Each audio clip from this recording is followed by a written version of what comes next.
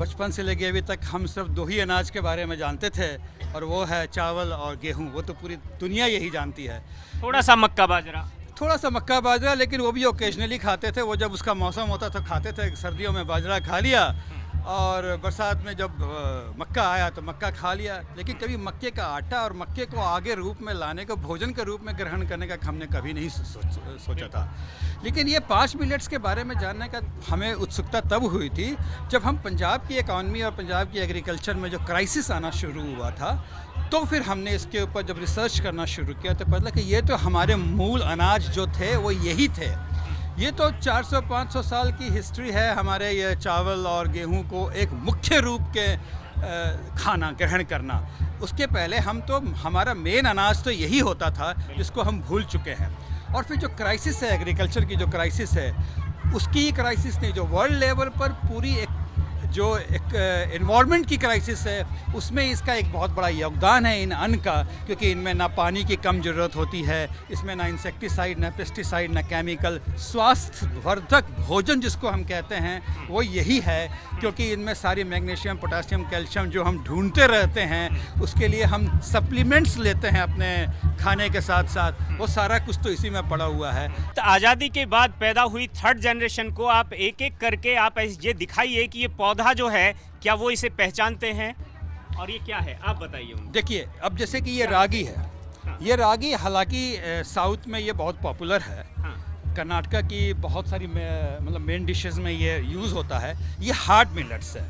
लेकिन ये जो यहाँ से ये बार्नयार्ड मिलेट, जिसको हम स्वांग भी बोलते हैं, लिटिल मिलेट जिसको हम कुटकी बोलते हैं, कोदो मिलेट जिसको हम कोदरा बोलते हैं, फॉक्सटेल मिलेट जो कंगनी है, और ब्राउन टॉप मिलेट जो हरी कंगनी है, ये 5 मिलेट ऐसे हैं जिनको किसी भी सीज़न में खाया जा सकता है। ये हैं छोटे मिलेट, जिसको हम स्मॉल मिलेट्स कह लीजिए, सॉफ्ट मिलेट्स कह लीजिए, कि इनको हम अपने आम जिंदगी में रोज़मर्रा के ग्रहण हम इसको कर सकते हैं, और इससे सारे हमें वो खुराक मिलेगी जो हमें खुराक अपने शरीर को चाहिए, जिससे हम दवाइयों की हमें ज़रूरत नहीं पड़ेगी। मतलब ये एक तरह से पॉजिटिव मिलेट हैं, ये 5 हैं, और ये साथ में रागी है। और अगर आपने कभी, आप अभी 12वीं क्लास में पढ़ते हैं, 10वीं क्लास में पढ़ते हैं, 5th क्लास में पढ़ते हैं, अगर कभी आपने रागी आप खाते हैं, अगर घर में उसका ये इस तरह से कहीं से आ भी जाता है, तो उसका पौधा देखना है तो गूगल करके ही देखना पड़ेगा। यहाँ पर आपको सब बीज आपको दिखाए गए हैं। हम यहाँ पर ये समझने की कोशिश करेंगे अभी आगे कि जो ये सीड हैं, जो ये अनाज है, ये अनाज ही हमारे स्वास्थ्य के लिए ज़रूरी क्यों है, ये अहम हिस्सा है। अगर आप चावल, जिसको हम पैडी कहते हैं, चावल हम इनको भी बोलते हैं, हाँ। लेकिन वो पैडी राइस है, ये मिलेट राइस है।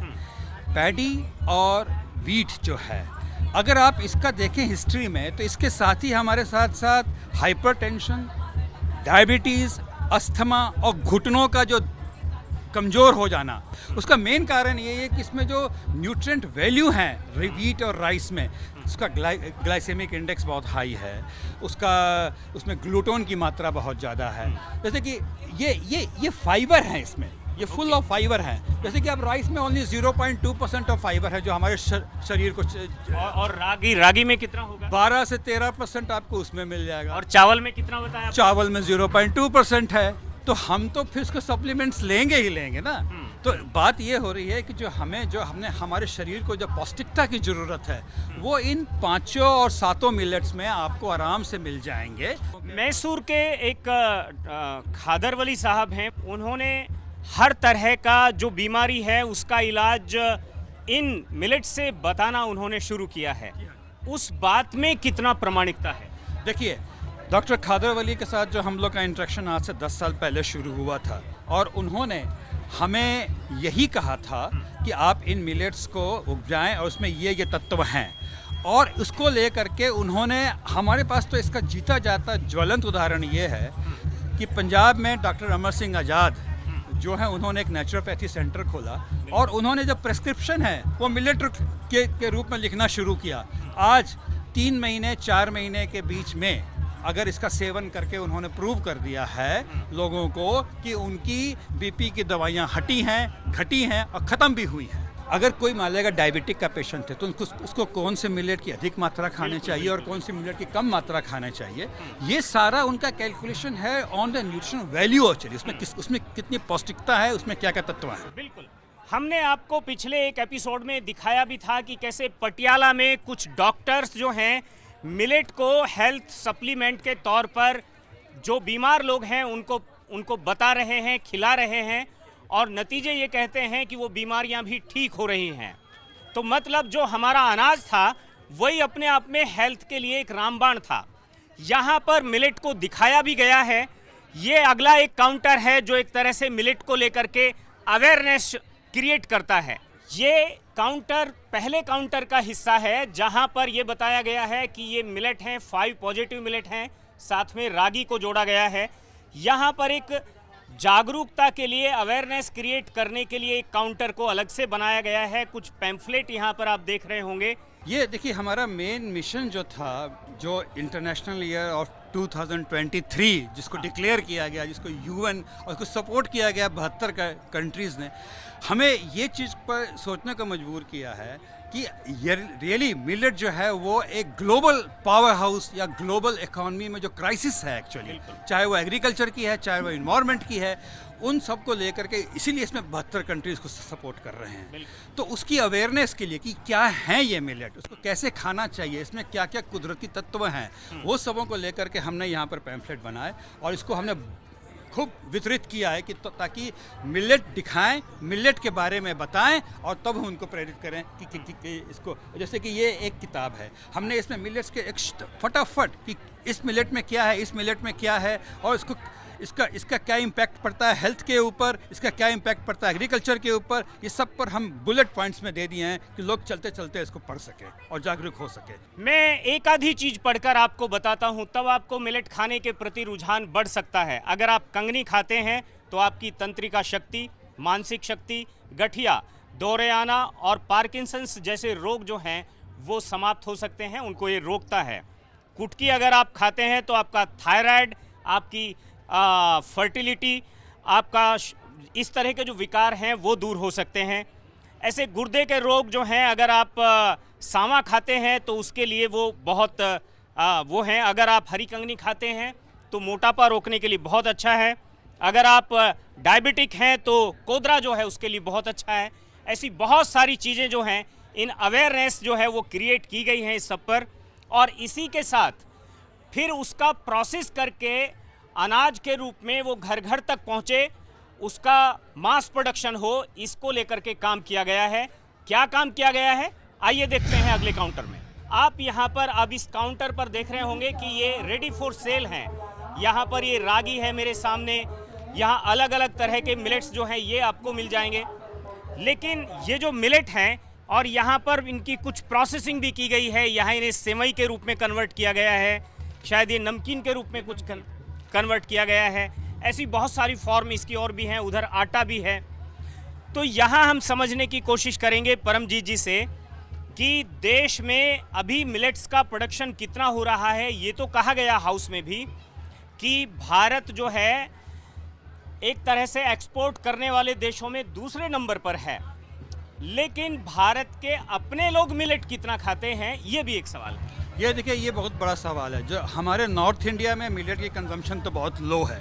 मतलब हम वीट और राइस से ऐसा जुड़े कि हमें पता नहीं लगा। लेकिन अभी भी उड़ीसा एक ऐसा स्टेट है, छत्तीसगढ़ एक ऐसा स्टेट है, आंध्रा एक ऐसा स्टेट है जिनमें आज से मैं मतलब जब मैंने इस पे काम करना शुरू किया था उसी समय मैं देख रहा था कि वहाँ पर बहुत लोग मिलेट खाते हैं। मतलब अभी अगर देखा जाए तो अराउंड 15 to 20% साउथ इंडिया जो है वो अभी भी मिलेट खाता है और ये बढ़ रहा है। नॉर्थ इंडिया में इसका बहुत लेट शुरुआत हुई है।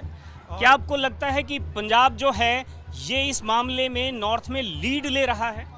पंजाब मैं तो कह रहा हूँ कि नॉर्थ इंडिया में पंजाब और हिमाचल दो ही ऐसे स्टेट हैं कि जो मिलेट्स, जो दूसरे मिलेट्स जो स्मॉल मिलेट्स हैं। हरियाणा एक ऐसा स्टेट है जो कि रेनफेड एरिया है, बहुत बड़ा है। राजस्थान बहुत रेनफेड, वो बाजरा जरूर खाते हैं, लेकिन अन्य मिलेट्स के ऊपर अभी उनका कंजम्पशन लेवल लो है, प्रोडक्शन भी लो है। तो हमारी जो खेती विरासत मिशन की जो समझ है कि वो सिर्फ बाजरे से नहीं है, तो जौ, जवार, रागी, बाजरा तो है जो 4 मिलेट जो नॉर्थ इंडिया के हैं, लेकिन उसके साथ ये जो 5 अन्य मिलेट्स जो हैं, जिसमें कोदरा की तो हिस्ट्री है पंजाब में। गुरु नानक कोदरा उगाया करते थे, कोदरे की रोटी खाते थे, और उसके कई गुण हैं जैसे आपने पीछे पढ़े। तो ये सब चीज़ों को लेकर के हमने ये 5 मिलेट्स के अलावा, मतलब उन जौ, जवार, रागी, बाजरा के अलावा, रागी भी एक ऐसा एक अन्न है जो कभी पंजाब में पहले बहुत होता था, जिसको हम भूल चुके हैं। नई जनरेशन तो रागी के बारे में जानती ही नहीं है। तो ये अब नए मिलेट्स जो हैं, जो ये स्मॉल मिलेट्स जिसको हम बोलते हैं, जिनको हम हर सीज़न में खा सकते हैं। जौ, जवार, रागी, बाजरा तो सीजनल है, और ये हैं हर सीज़न में। जैसे कि रोटी और चावल रोज़ खाने वाली चीज़ें हैं, तो ये पांचों जिसको हम श्रीधन्या मिलेट बोलते हैं, ये रोज़ खाने वाली, हर सीज़न में खाने वाली है। जिसे आप श्री धन्य कहते हैं, श्री अन्न कहते हैं। जब मैंने परमजीत से पूछा कि क्या पंजाब में लोग कब से मिलेट खा रहे हैं, तो उन्होंने कहा कि पंजाब के लोग ही नहीं, देश के लोग भी मिलेट ही खाते थे। हम बीच में केवल गेहूं चावल पर शिफ्ट हो गए, और जो हमारा मुख्य अनाज था, मूल अनाज था, आदि अन्न था, उसको हमने छोड़ दिया। और लेकिन फिर से रिवाइव हो रहा है, और इस बार जब वो आ रहा है तो पूरी समझ के साथ आ रहा है कि किस तरह से वो हमारे स्वास्थ्य के लिए बेहतर है और दुनिया के स्वास्थ्य के लिए बेहतर है।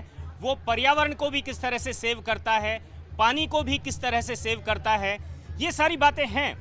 लेकिन सबसे बड़ी बात यह है कि पंजाब जैसे प्रगतिशील राज्य में अभी मिलेट का कंजप्शन कितना है, कितनी फैमिली वहाँ पर मिलेट यूज़ करना शुरू कर दी होंगी, इसका कुछ डेटा है? देखिए, इसका कोई डेटा तो नहीं है, ना ही गवर्नमेंट के पास तो ये भी डेटा नहीं है कि पंजाब में कितने फार्मर्स हैं कि जो इसको लेकर के। अभी हमारी पीछे मिनिस्ट्री ऑफ एग्रीकल्चर से बात हो रही थी, तो हमें तो सुन के बहुत एक गर्व महसूस हुआ कि वो हमसे पूछ रही है कि आप बताइए कि कितने फार्मर्स हैं। हमें तो पता है कि कितने फार्मर्स हैं। हम पिछले, अगर ये कोविड नहीं होता तो आज जितने फार्मर्स हैं उसके 3 गुना तो फार्मर हम जरूर पैदा करते, क्योंकि ये एक लॉ चल पड़ी थी 2018 से, जो हमारा मूवमेंट जो बहुत एक पीक पे आने लगा था। जहाँ तक कंजम्पशन का मामला है तो मैं आपको बता दूँ, 2018 में ही हमने खुद देखा है कि 5 क्विंटल से आज हम 250, 300, 400 क्विंटल तक हम इसको ले गए हैं, इसकी मंथली कंजम्पशन तक, जो कि हम साउथ से ला रहे हैं। और अब किसानों को दिख रहा है कि यहाँ पर कंजम्पशन बढ़ रही है, तो वो भी उगाना स्टार्ट कर दिए हैं। और बड़ी मात्रा में इस सीज़न में, इस बार जो क्रॉप होगी, मुझे लगता है कि कम से कम 1000 से ऊपर फार्मर्स जो हैं वो उगाएंगे, और ये जो है कम से कम नहीं तो हज़ारों एकड़ में ये उगेगा। जो हमने यहाँ पर ये भी कहा कि अगर उसे और भी ज़्यादा आगे की तरफ बढ़ाना है, तो उसमें मिलेट जो है, उसमें किसान जब उसको उगा रहा है तो गेहूं और चावल के मुकाबले उसका मुनाफा वो उसमें देखेगा। उसके कितने भी फायदे होंगे वो अलग बात है, लेकिन मुनाफा देखेगा।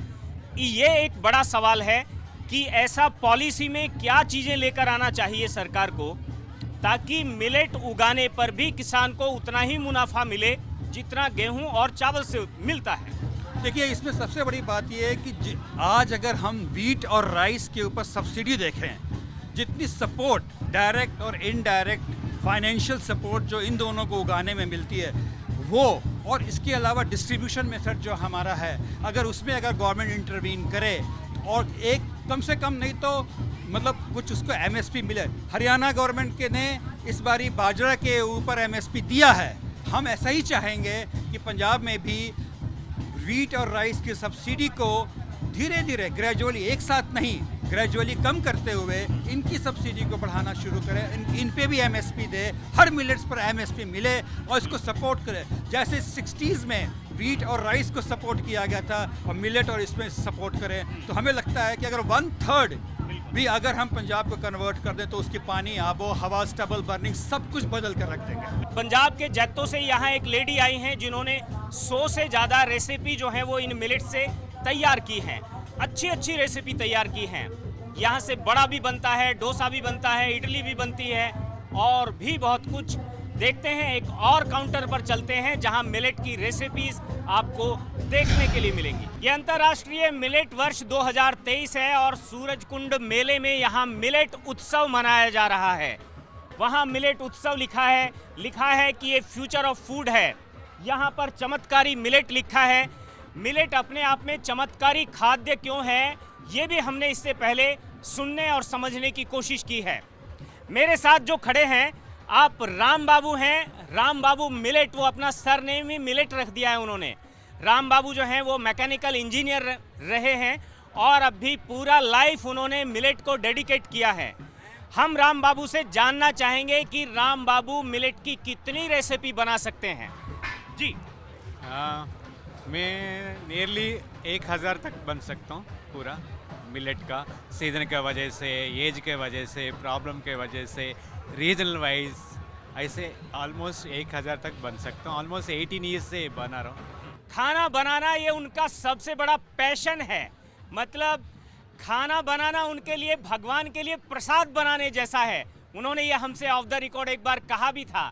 और वो 18 साल से मिलेट बना रहे हैं और 1000 से ज़्यादा वैरायटी बना लेते हैं। और दक्षिण भारत के तेलंगाना से आकर के पंजाब के लोगों को घर घर जाकर मिलेट क्लास लेते हैं और मिलेट से खाना बनाना सिखाते हैं।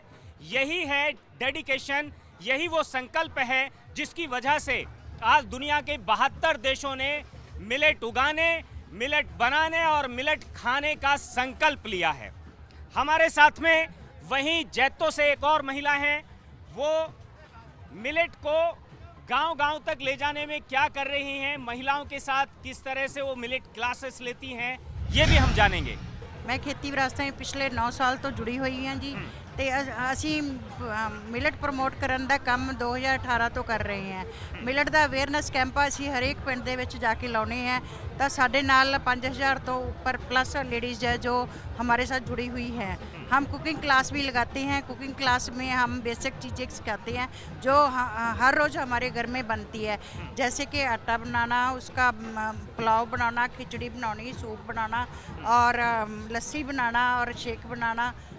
इसके अलावा और बहुत से प्रोडक्ट जैसे टिक्की, मिलेट की लस्सी, मिलेट का शेक। हाँ जी, मिलेट की लस्सी आज भी बनी हुई है हमारे रागी की लस्सी यहाँ पर। हाँ जी, वो राम बाबू जी ने बनाई है जी। राम बाबू के तो हम नहीं कर सकते रीस, ये तो हमारे गुरु है। हम इससे सीख रहे हैं, सीख कर हम कोशिश करते हैं कि हम भी इनके दसे हुए कदमों पे चलकर हम सक्सेस हों। हाँ, पंजाब की महिलाओं के लिए राम बाबू जो हैं वो एक तरह के मिलेट गुरु हैं और उनकी 1000 रेसिपीज़ में से यहाँ पर 100 रेसिपीज़ तो कौर साहब ने भी बनाना सीख लिया है। यहाँ पर लोग मिलेट खा रहे हैं, मिलेट से बना हुआ भोजन खा रहे हैं। हम ये उनसे जानने समझने की कोशिश करेंगे कि जब वो गेहूँ या चावल से बनी हुई रेसिपीज़ खाते हैं और आज जब वो मिलेट से बना हुआ खाना खा रहे हैं तो दोनों में क्या फ़र्क उनको लग रहा है, लगता है। जो आप मिलेट खाते हैं तो पहला खाना खाते सी उसों में 100 गुना अंतर है। जो हम खाने में रूटीन में हर रोज़ हम मिलेट खाते हैं, तो जब कब कोई गेहूं की रोटी खाएंगे रबड़ जैसी मुंह में फूलती है, ऐसे लगते हैं। तो ये बात करिए तो बीमारियों की, आप पहला मिलेट मोटे अनाज खाते सी, हेल्थी सी, वधिया सी। तो हुण की होया, ਆਪਾਂ ਉਹ ਨਾ ਛੱਡਤੇ ਤਾਂ ਆਪਣੀਆਂ ਸਿਹਤਾਂ ਖਰਾਬ ਹੋ ਗਈਆਂ। ਪਰ ਮੁੜ ਤੋਂ ਜਿਨ੍ਹਾਂ ਨੇ ਵਰਤਿਆ शुरू सेहत सुधारने के लिए मिलेट खाना शुरू कर दिया है। बिल्कुल। कितने दिन से मिलेट खा रही हैं? मिलेट हम हो गए 3 साल। हमारे बच्चे को शुगर था, वो बिल्कुल गेहूं की रोटी नहीं खाता, वो मिलेट ही यूज करता। शुगर ठीक है अब? बिल्कुल, उसका शुगर भी ठीक है। भी आलू टिक्की खाई है तो जो मिलेट है एक फ्यूचर फूड है और एक ग्लूटेन फ्री है, तो एक बहुत अच्छा फूड का सोर्स है। तो इस एनर्जेटिक है और लोगों को प्रमोट कर रहे हैं। जब पहले वीट खाते थे, वीट का आटा खाते थे, तो जब ये मिलेट स्टार्ट किया तो ऐसे लगा कि बहुत बढ़िया है। उसके बाद एक बार जब खाया गेहूं का आटा खाया तो ऐसे लगा जैसे वो रावड़ है। मैंने अभी ये मिलेट की टिक्की खाई है। वैसे मेरे को थोड़ा चटपटा खाने का ज़्यादा होता है, बट जैसे बाज़ार से बनी हुई स्टॉल पे बनी हुई हम जब खाते हैं अक्सर मैं उससे बीमार हो जाता हूँ और वो मेरे पचती नहीं है। बट जैसे कि इसको मैंने अभी खाया है उससे 100 गुना ज़्यादा बेहतर मेरे को लगा है। इवन टेस्ट में भी है और हेल्थियर भी है। मैंने इनको पाया है मिलेट्स को, तो अब से पहले भी मिलेट खाया है आपने? हाँ जी, मैंने खाया, बट वो नॉर्मल खिचड़ी वगैरह खाई है। बट यहाँ आपसे राम बाबू जी से मिलने के बाद मेरे को पता लगा कि इनका और भी व्यंजन इतने टेस्टी बन सकते हैं, तो अब मैं उनका लुत्फ उठा रहा हूँ। इसके बाद अभी मैं ये कर्ड मिलेट राइस टेस्ट कर रहा हूँ। मैंने अभी पकोड़े टेस्ट किए हैं। हाँ। तो पकोड़े दूसरे होते हैं और जो मिलेट से बने होते हैं, इसका बहुत डिफरेंसेस है। अच्छा। हल्का होता है, खाने में बहुत टेस्टी होता है और इससे बेटर है। आप एक गृहिणी हैं, आप ज़्यादा अच्छे से बता सकती हैं कि आपका पहली बार आपका अटेम्प्ट था मिलेट खाने का? सर मैं मिलेट्स वैसे खाती रहती हूँ, ऑनलाइन भी मैंने ऑर्डर किया है। मिलेट्स में क्या है कि ये जो राइस और अपने व्हीट खाते हैं उनसे ज़्यादा इनमें फाइबर है।